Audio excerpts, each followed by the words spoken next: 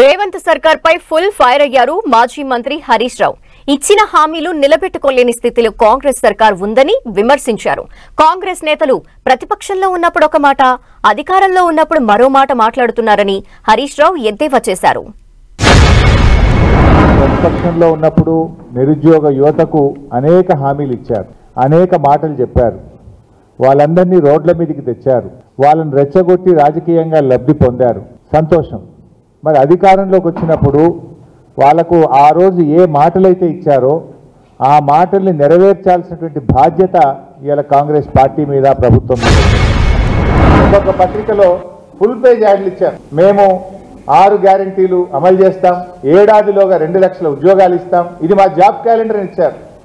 ఏమైంది? ఎన్నికల ముందు జాబ్ క్యాలెండర్ ఇచ్చిన మీరు ఇవాళ అధికారంలోకి వచ్చిన తర్వాత 6 నెలలైనా జాబ్ క్యాలెండర్ ఎందుకు విడుదల చేయలేదు అని నేను నిరుద్యోగ యువకుల పక్షాన్ని అడుగుతా ఉన్నా. ఆనాటి మీ ఉపన్యాసాలు ఏమైనాయి? ఎందుకు జాబ్ క్యాలెండర్ ఇవ్వడం లేదు?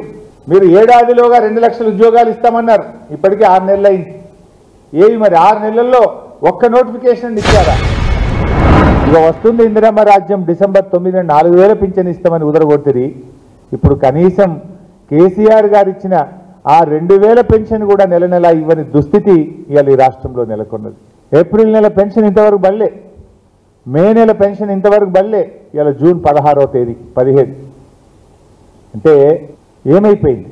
ఓట్లు డబ్బలు పడ్డాక పార్లమెంట్ ఎన్నికలు ముగిసిన తర్వాత ఇవాళ 2 నెలల పెన్షన్ ఆగింది.